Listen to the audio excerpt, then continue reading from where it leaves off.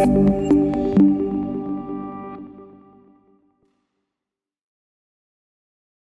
everyone, welcome to this episode of Agent Pursuit Business Mastery. We are here with Anne-Marie Lurie, who is our local and provincial statistical expert. And today in this show, we're going to be talking about all of the ways that you guys should be looking at stats, interpreting them, when to use different numbers when talking to buyers, sellers, making predictions about different opportunities that could be coming up. And Anne-Marie, we're so happy that you were able to join us. Thank you. Welcome to the show. Thank you. Awesome. So to just kick us off here, because you're the economist for CREB and area, first of all, I have so much respect for Anne-Marie because she knows everything. Yeah, she knows everything. She's very smart. She has a crystal ball that she predicts the economy. But you do a great job of giving the facts in an elegant way. It's never biased. You do such an awesome job, and I'm so happy that CREB and area brought you onto the team. So give us a gist about exactly what you do. There's a couple things that I do. So first of all, I put together all the stats for all the members and public. So I basically take all that data you guys enter into the MLS system, and I aggregate it and I package it for you guys. Wow. And then I do the assessment of it. So those stats packages that we're getting all the time, that's you. Yeah. Wow. So I'm taking that data, and I've wrote some programs to make my life a lot easier, yeah, of course. and it shoots it into the files. So that's what I do for you guys. And then I also take that data and obviously I analyze it. So I take it and I mirror it with what's going on in the overall economy, and I look for trends. And then when I'm doing forecasting, well, I build some models to do that and try and give me expectations. And we have offices across Alberta. So at the start, you started your career in real estate with CREB. And then now you're sharing time with area. Yes. So even Eldar, Kara, you're going to be analyzing the data provincially now. Yes. Which is so exciting to our other members because we're always like, oh, Anne-Marie says this about Calgary, or surrounding area, but now, or CREB, and now we have you overall. Yes, and I mean that's it's interesting because now I can take that same model and apply it everywhere. And once as we move to a one MLS system, it'll be far better, because right now I'm kind of using CREA's data, so I can't dig into it in the same way that I would. Right. Like with CREB's data, I have all the transactional data, so I can play with it. I can look at price ranges. I can do all that sort of stuff. Can't do that quite as much with the CREA data right now that I'm using for the province. Right. But we'll get there with the one MLS. So, exciting things to come. and then we'll make it standardized across the whole province and comparable. I'm excited. That is exciting. I'm excited too. CREB has great data, but in some of the other boards, when we try and put some stats together, it's tough. Yes, because it's all different. Everybody has a different standard, what they call things, how they measure it. And now consistency will make it comparable. So that's a big thing for me. So now when you look at a detached home, you'll be able to look at a detached home and compare what it really is in Calgary versus in other areas, and actually do it in the same way. So we're about 2 seconds into this, and I already got to ask you another question that is not on this. But so the model, and maybe it's too early to tell, or maybe it's not too early to tell. Are the other markets adopting the single-family condo, or are we all moving to the detached, attached row? Is that which way are we going on that? I don't think we've finalized what that model looks like. Fair. We're going to probably move to a common standard, and I think that's where really Shane's doing a lot of work with that. Yeah. But of course, we'll be discussing with him as well. So great. I'll be involved in that process as well to make sure that we have divide it up correctly and be able to garner meaningful data. Well, and something that's meaningful. So Yes. not just for members, but anytime you're working with data, it's about how is it a meaningful representation. Awesome. Yeah, and that's exactly what we're talking about today. Lindsay, pineapple. We have a safe word in our meetings when someone goes off track. Okay. Says pineapple, and then we go back. All right. That has nothing to do with our previous conversation of us being married. Okay. That's our work Pineapple. meetings. Pineapple. Anyways. All right. So let's start off, because that's what we're doing today, is talking about all of these numbers, because we have so many numbers. At CIR, we pull all of our stats hourly, so we have that. We have the CREB stuff that we pull, the CREA stuff that we pull. But a lot of people look at all these numbers and they just have no idea where to start. So we're going to start at a bit of a macro level, and then we'll kind of bring it down. And I guess the idea is for you to give some advice on where you start in this process and numbers that you think would be meaningful for the realtors and their clients. So when you are, let's start with the economy as a whole, which is a big question. So not necessarily real estate, but you need to do a prediction on, where's the economy going to be in the next 6 months. What numbers are you looking at, and where are you going to find those? And I guess, why are they meaningful? So there's many things I look at. So if I had to narrow down and pick a few, I mean, I'd like to look at what GDP is doing, because that's your measure of overall economic health. Right. Okay, that's something that you can get from Stats Canada, and actually we have forecasts that we get from Conference Board, and a lot of the big banks do forecasting for the province as well. So that's the start. That just gives you a health indicator. Nice. When it comes to housing, though, I really like the employment numbers. Okay, so that is something that we track. We get it from Stats Canada as well, and we provide it to all members as well on our website. So you can see the monthly update, because what really is important is, are there full-time jobs being created? What's the unemployment rate? How's the part-time looking? And what's the relationship? And then looking at the forecast for those as well. That's probably one of your main drivers in the housing market in terms of what impacts demand. So that's the first thing. People with jobs can afford to buy houses. Exactly. If you don't have a job, you're probably not buying a house. Yes, yeah. Right? So that's kind of, that's an important one. So that's one of the top ones that I watch regularly. Another thing I consider is population growth and migration flows. Now that data, it's more annual. They do some quarterly updates on a provincial level, and you can get it from, the province actually has a great dashboard with some of this information on there, and it's in there. Nice. I also look at civic census numbers from the city, which should be coming out soon. Okay. So those are kind of some of the main ones. Of course, you should be following what's happening in the lending market, because that also influences it. So I'm always following what the Bank of Canada is doing in terms of rates, how it looks on mortgage levels. So that's another key one. And then there's the energy sector. Because it's so important in our economy, I often focus on anything energy. So what's happening in terms of investment? What changes are there? What's the expectations out there? How are consumers feeling about it? Looking at oil prices and understanding the dynamics of that market, because it influences us. Well, and you have energy that produces jobs, and even just consumer confidence alone, you can have an announcement and people are like, oh, okay, now it's time to make a decision. Right. So, or not. Or not. Yeah, absolutely. And I think that's, and then when you take it to regional level, so you talk about a provincial level, well, in some areas, it might not be, like Grand Prairie is a lot less about oil, a lot more about gas. Right. Right.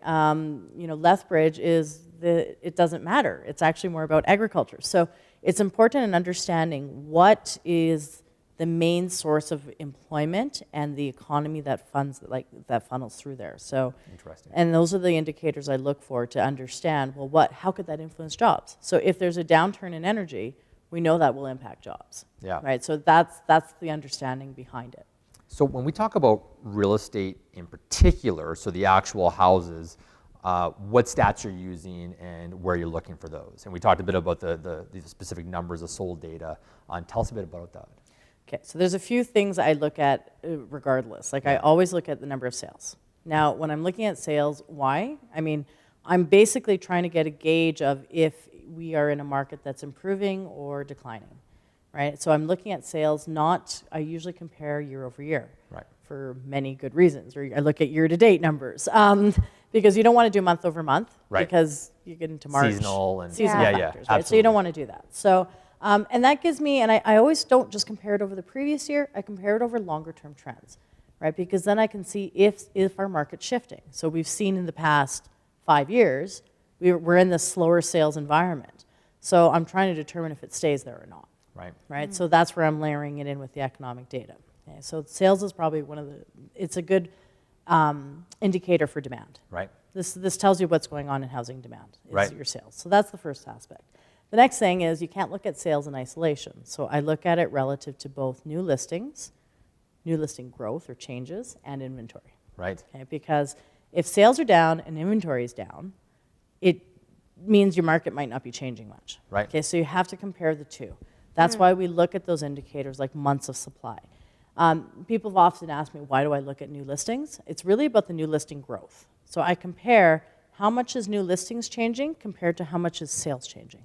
Because if new listing growth is outpacing sales growth, then your inventories are going to go up. Right. Right. So that's all I'm really looking at, those indicators on that basis. Because if inventories are too high and your sales are low and you have a high months of supply, what does it do? It impacts prices. Absolutely. And that's really what ultimately most people care about is what is impacting prices. And there's a very strong relationship. You got too much, and it makes sense. You got too much for sale, not enough demand, your prices are going to go down. Classic supply and demand, Economics 101. Yeah. And that's good because it makes it simple for people to understand. Yeah.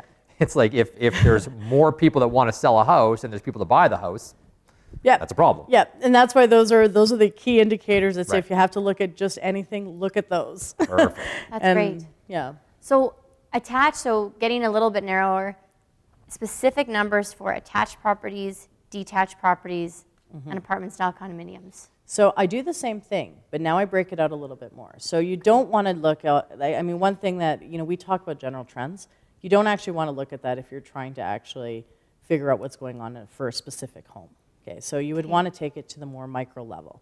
So if you're looking at detached, there is looking at those overall trends, but don't forget to look what's happening by price range. Okay. Right, because you can see different things. Like for instance, even this year, sales are down for start of the year, no real surprise. Yeah. But look at the price ranges. Sales are actually up for the lower end of the detached market. Right, so and then you compare it and layer it in. Okay, so sales are up in this same thing in the lower end. Well, how's the inventory in the lower end? Oh, it's not that much. So you're in a tighter market depending on price range. So the same way that I look to see if the market is tight or not for the overall, you want to take it in the same thing and apply it by product type and by price range, because it'll tell you a lot. So if somebody's looking for a lower end home, they're probably not getting price declines. Not when your market is as tight as it is there.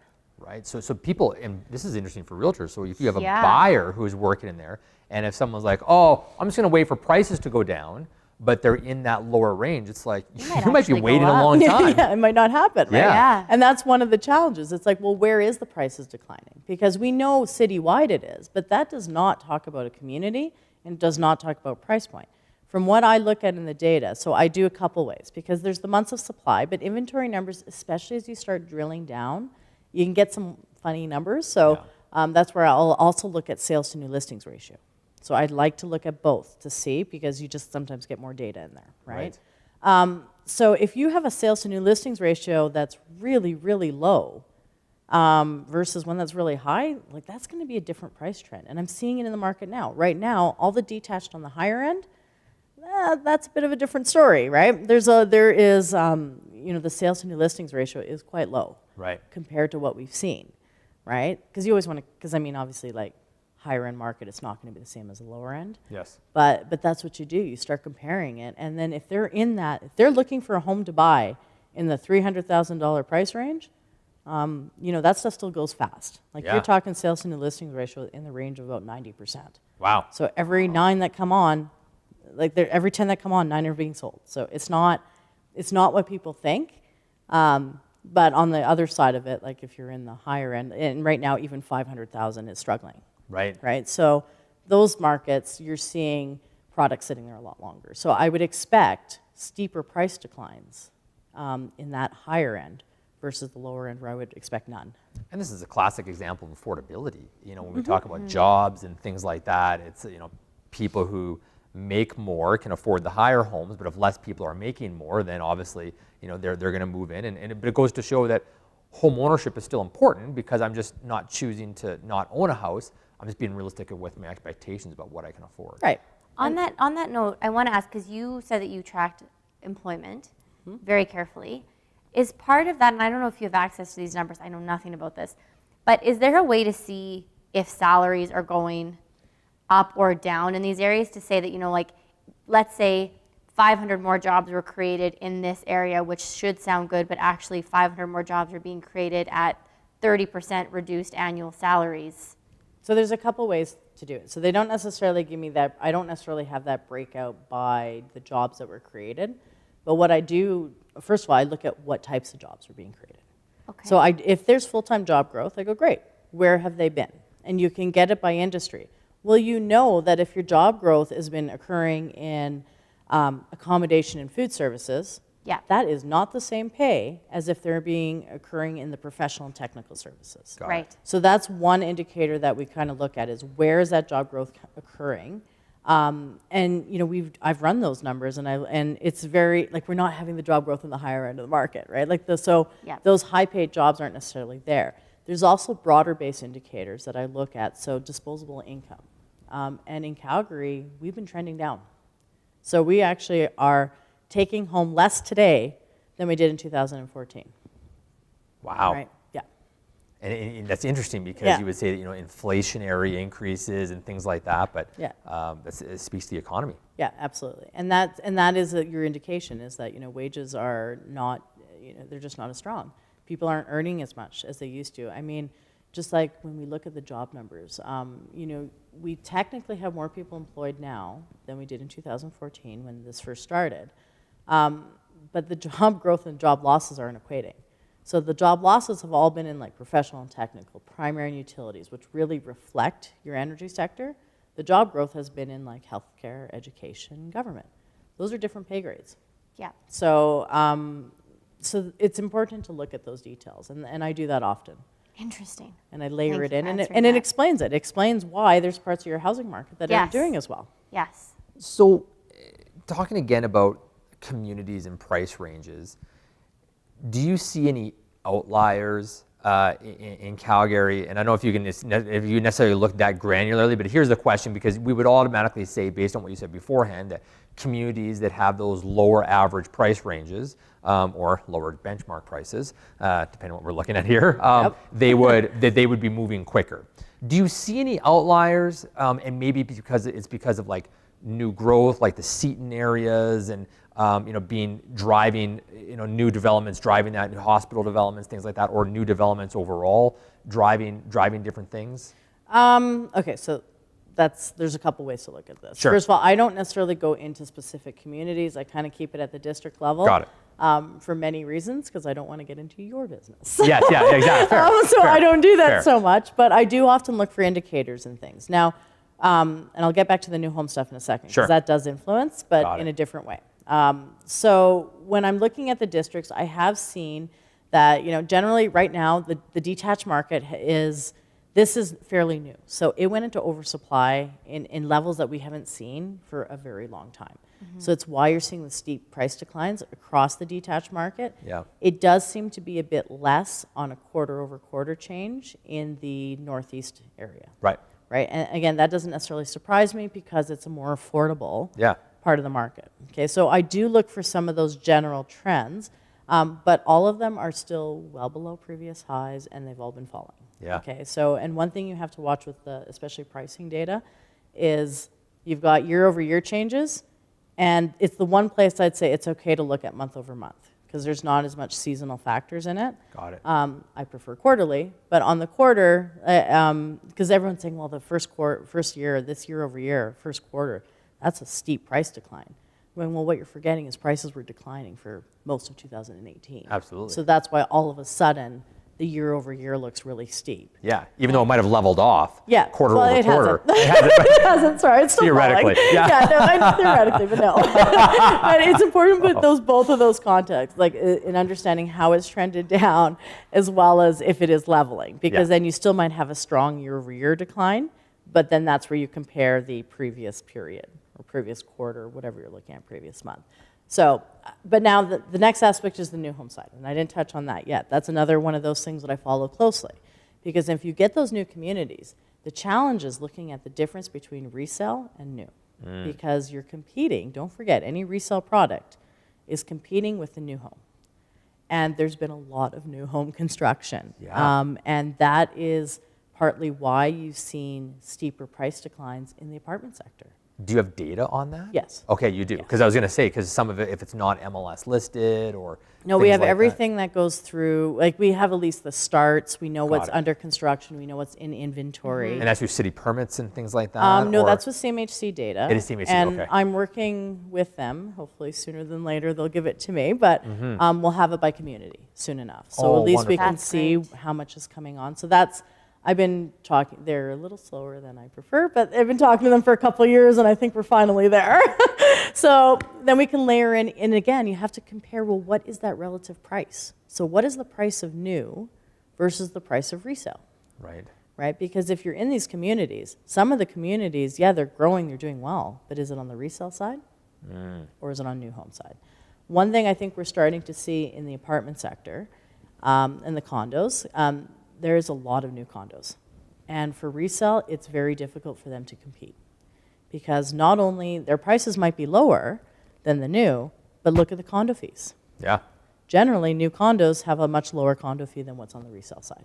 And that factors into people's decisions. So that's your competition in the market. And we see it in a lot of those newer areas that the resale prices might be impacted just because they're competing with the new. Oh gosh, I have a investment property across the street from Market Mall, and we're looking at the Brentwood towers that went up, and 4 giant towers, maybe 5 towers, and I'm just literally like, I just can't compete. Like it's insanity.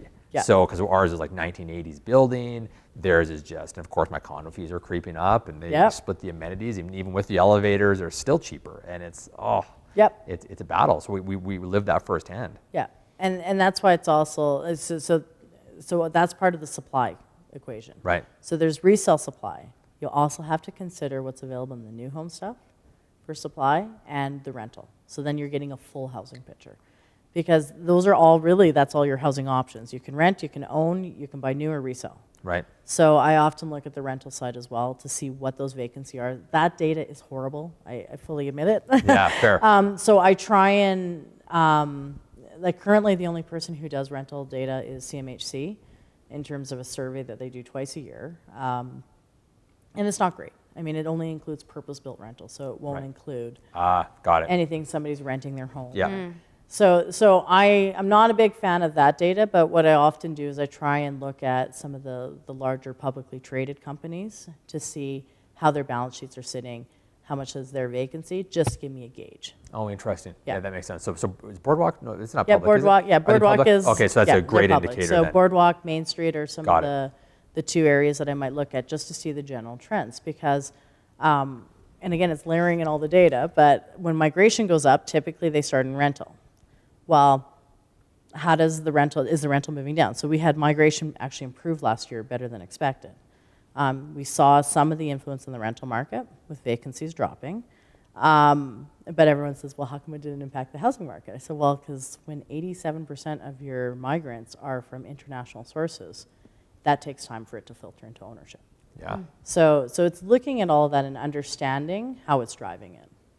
And I think I went off topic totally. No. It's, No, that is insane.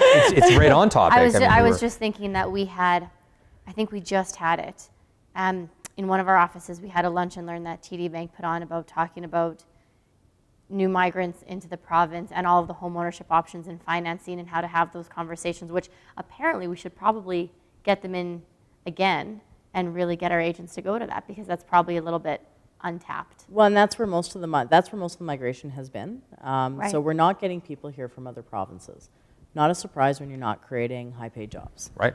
Right, but we still are getting people from international sources, and that's expected to continue into next year. But like I said, they start off in rental. So how do you convert those into ownership? It's not a quick process. Of for course. Sure. Yeah, because even a soft Canadian market in a province is appealing to people that might be living in a developing country or anywhere else as well. But they need to qualify with their They need to banks, qualify, right? that's So right. they- Qualify yeah, with their there's banks. rules around it, right? And that could take time. Yep. Yeah. So let's talk about the HPI a little bit because that is important. And I never hear realtors talk about it Okay. in sentences using those They words. certainly don't talk about it well. And there's a Yeah. constant All right. education battle It for is. us. It Yeah. is. Yeah. So how does that fit into the way? So I guess so when realtors are talking to their clients about what's going on in the market in specific communities, how should they be using that in a language that makes sense to the client? Using HPI. Okay, and I've struggled with trying to, they all understand why I don't like average or why I don't like median. So how do you use the benchmark price? Well, you can call it, it's the, I don't know, I'm trying to think of a different way to call it than benchmark price, but maybe it really reflects the average home, Yeah. really. It's the price of an average home in that community. Typical And home. maybe that's easier for them to explain it that way. So it's the typical home. So the best way to explain is in a community, well, most homes in a very specific, in a community will have kind of general features. So, and you guys do this when you guys are running your CMAs. You go, okay, this home has this, and you look at your comparables. Well, it's essentially taking all the comparables for the entire community. It's looking at the entire community and going, what is the most typical home in this community based off how many bedrooms does it have, how many bathrooms, how many, like what's the size of it, what type of property. And then it's pricing it based off those attributes, so those features. So the same way that you would price your comparables out using, and I think that's, you guys do this, I don't do that, so. You're correct. I'm assuming. Yeah. So if you do that, it's doing the same thing. It's saying, okay, this is generally what people pay in this area for these attributes, and it applies it to that typical home. So it's almost like it breaks it up, looks at a pricing for each of those attributes, and applies it to this typical home. Right. Now, why it matters is because when you're looking over time, you're looking at the same type of property. Mm-hmm. So when you're comparing your price today from 5 years ago, 10 years ago, a month ago, it's not being influenced by the type of property as much. Okay, so you're looking at the same, it's a better trend. Yes. Right, and what I find you really see it is if you put all three together. You put an average price together, median price, benchmark price, then you can clearly see how it fits into this much smoother trend. Because the problem with average is that every month you could just have something that sells and it skews it, right? So it moves around too much. So the benchmark is a more stable way of looking at it. And yes, we do review those attributes. So we see if the typical home is changing or not, or what at least people are willing to pay for those attributes. If that changes, we review that once a year and we update that. So that'll come in June, right? So you'll see those updates and those adjustments are made. But at least it's stable. Are those attributes updated annually? Yes. They are? Yeah. I always tell people, I say, close your eyes, envision a bungalow in Brentwood. And it's like, that's your typical. Close your eyes and envision a 2-story home in Tuscany. And it's like, that's your home. Close your eyes exactly and you can sort of like this thing manifests itself. And it's like, that home may not actually exist in its idealistic form there in any one thing. And everyone has different things, but that's the benchmark attributes, the attributes report. And the nice thing is if you take it to the next level, if you're selling a home that is pretty much the typical home for the community, well, you can use that as, here's an example of how prices have moved for the typical home. Yeah. Typical home in your community has moved by whatever percentage it is over that same time frame. You can look at that and it can actually validate what you're doing. Mm-hmm. So if nothing else has changed, then there's no reason why it shouldn't be fairly similar to that price trend. So it helps you validate when they say, okay, my house is worth more. Well, what's so special about your house that makes it worth more than what the general community has done? Yes. So you have to have, so it helps with that discussion if it's very different. So I think that's one aspect. And it also gives you a nice comparison between communities. Yes. Oh, I love it. So, I mean, the grids in the summary report are just amazing with the breakdown, even 1 month, 3 months, 6 months. Like it just breaks it down so beautifully. Yeah. And even showing long-term trends for real estate investments, you can look and be like, yes, overall, year over year, and even 5 years, we don't know what's going to happen, but long-term. Yeah, we don't talk about it doesn't talk about what is going to happen. That's right, only absolutely, what has happened. Yeah. What is it? Past returns are not reflective of, a future. Not always, no. So, yes. Best. Yeah. Mm-hmm. So let's look at now, and I know that we recently had the CREB forecast, so I don't want to make you redo all of that, but in general, for Alberta. Can I ask one more question on EPI? Just one sure. more quick one. Okay. So for all of our other board members out there, is there any chance, or is there just not enough data that HPI would come to other markets besides Calgary and Edmonton? Potentially. Okay. So that is to be determined. Got it. And I think once as we move to a one MLS system, that's likely something we're going to investigate and see what those options are and what the pricing is for that. Keeping our fingers crossed. Mm-hmm. Awesome. Cool. Okay, so Alberta overall right now, what are you seeing today? What do you think is going to be the difference? Maybe this is going to date this interview a little bit, but the election is next week. Do you see anything today being different versus a year from now if either party gets elected? Okay, so there's first of all, when there is an election, I mean, there's a couple things it can do. First of all, if people view that the government that is coming in or staying, if that's going to change and help, then that impacts their confidence. Okay, so there could be some short-term impacts in terms of confidence. So if we have a different, and it depends on what people feel. If they feel that one way is better, some people might feel that existing government is better for the economy. Some people feel a new one is. That just impacts confidence. Okay, so that's short-term. When it comes to longer-term impacts of government, it really comes down to what policies they put in place. Okay, so that's where, and that wouldn't happen this year. In all honesty, if they get in, if there's any changes, it takes time before that usually filters through in policy decisions. So I'm always after what type of policies are they suggesting, what they actually suggest and what they do are two different things. So let's see about what they actually do. And that's when we can have real changes. So I'll be looking for any policy changes that impact housing.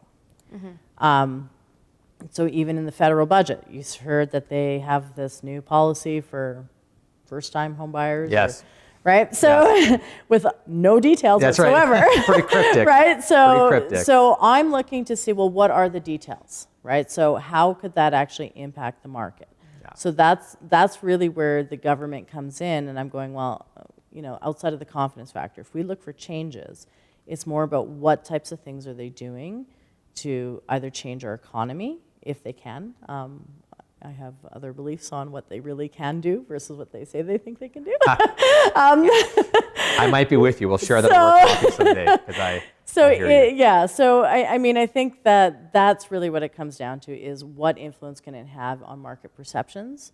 Can it encourage business investment? Because I mean, when we think about drivers of the economy, it's really about what type of business investment are we going to see? And could that change in a way that it creates jobs or not, right? In Alberta right now, status quo, nothing's going to change. Do you think we're going to see much of any difference over the rest of the year? Is there anything that we should be aware of, or just status quo? There's a lot of risk right now in the market. So even if I think about from when we forecasted to now, there's a lot of risk with employment. So there's a lot of concern over what's happening in the investment climate in the energy sector. So oil prices have actually come up. Most people say, well, doesn't that mean it's better? But no, because unfortunately it's not turning into investment, and there's a lack of confidence in investment. Without that, I often feel it's a made in Canada problem. Truly. And without that, we just can't see employment growth. And if you don't get employment growth from that sector, you're just not going to see that turnaround quickly. I mean, there's a lot of talk over diversification and other industries. Well, it's 4 years. Yeah. I haven't seen enough of that yet. I mean, most of the job growth that we've seen have all been in healthcare, education, and government. That's very different growth. It's not private industry growth. Yeah. So I don't necessarily see any changes right now. There is a lot of discussion over further layoffs coming in the energy sector, which is something I'm watching and quite concerned about. And it's just because we just can't seem to get things organized in that sector. We're not competitive enough, and there's no investment dollars flowing there. So that talks to a potential shift. And in a way, I look at it going, well, that might be that sign that we're moving into a new normal. Right. Where growth is just going to be slower. We're going to have slower, more stable, slower growth, and there's adjustments, and I always feel like the new normals are always like, it might be the new normal for the next 10 years, but then all of a sudden it's like, now we're in a different, because it might be anything. It could be a technology investment. It could be, those things as we go through. I often look at cycles. So if I think about looking at different cycles, so everyone says, why do we look so much at the past? Well, we went through this in the 80s. Yes. What happened through the 90s? Not a lot of anything. Yeah. I mean, let's face it, through the 90s, we had a decade of really slow activity, right? There wasn't a lot of growth. There wasn't this type of, and in the housing market, it was pretty flat, really, for a decade. 2000s is when we started to see a massive amount of investment coming into the energy sector. We saw a lot of job growth, a lot of people moving here. And look at the corresponding influence on the housing market. We've had tremendous amount of growth and outpacing many other areas, right? So in the same aspect, housing theory will tell you it's not normal to have a 10% appreciation in your home every year, right? Like that's not normal either, you can't right? Outpace wages and, So there's been that strong amount of growth, and now I look at it going, well, are we in a slower platform now? Because if you don't have an industry that's ramping up and expanding, well, then that impacts everything, right? So that's where, and then how long does that cycle last? Well, until something new happens. If we think what happened in the 2000s, that was really, the government had given a lot of incentives for the oil sands industry, right? So they had given them tax shelters, things like that. They all of a sudden became economic. And you saw a ramp up in that activity, and that helped support it. So you need something else that's going to ramp up and see that, and that stuff takes time.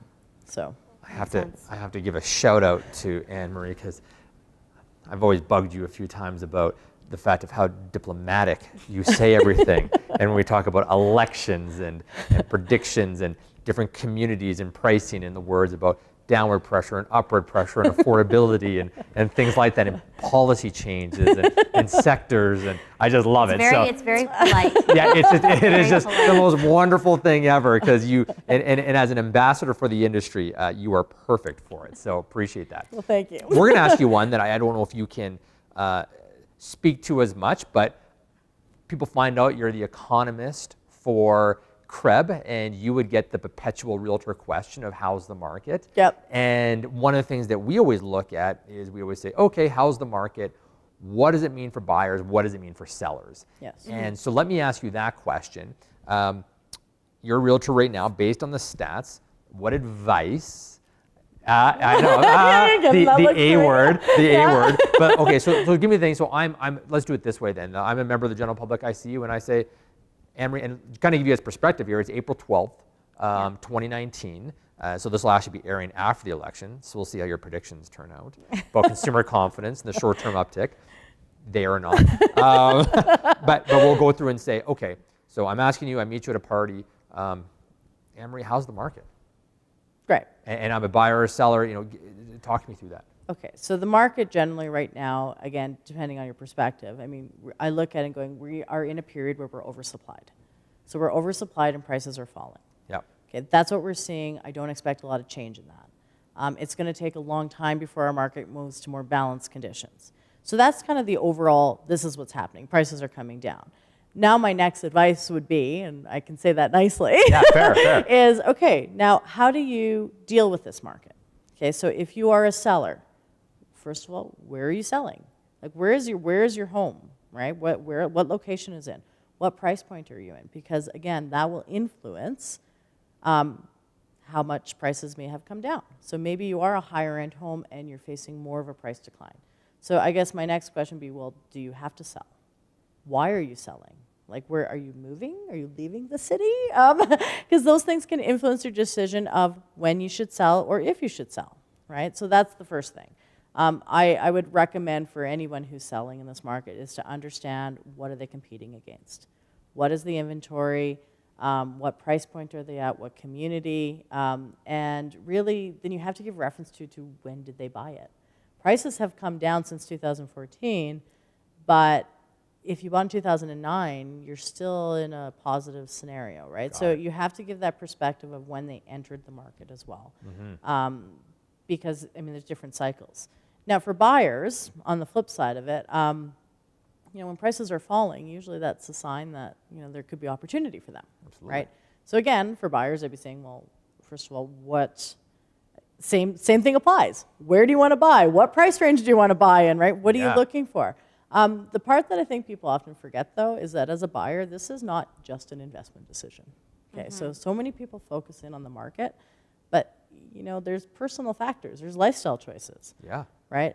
What type of home do you want to live in? What community do you want to live in? I mean, in that place, like, do you need to buy today? Are you planning on buying in the next 5 years? Like what's your budget like? Like that stuff is so much more than just the market. So I think if you're buying, I'd be looking at it going, well, are you here for a longer period of time? Do you have a specific school you want your kids to go to? Exactly. Things like that. Because there's a lot more that influences those decisions. So the market will do whatever the market does. Don't hate your house in the meantime. Well, it's like, okay, the market's gone down. Right. Okay, are you selling today? Because it doesn't really impact you unless you have to sell. Unless you're active in it. It's too bad if it goes down and, wow, okay, great. Not really a great feeling, but if you're not changing anything, Well, and talking to buyers, if it's like, so prices are here, but what if the market stays soft the next 5 years? Are you going to hold off your lifestyle goals for 5 years? Exactly. You're 40 years old now. When you're 45, you'll start living the life you want to live. Yeah. And it's like, okay, well, that's a question. That's an opportunity cost. Yeah. It's a trade-off for you. It is a trade-off. And, Yeah. and then what do you want? Because it's not just an investment. If you're purchasing a home as an investment, that's a very different decision. And you're not going to choose it in the same way that you would choose a home you live in. We have to split up this segment, just that how's the market piece, because that's perfect. Yeah. It's Yeah. absolutely perfect, and it's so authentic, and it's okay to say it, because it's like, I love what you said about, we're in a market where, we've seen downward pressure on prices. Prices decreased, but it's what do you do about it? Yeah.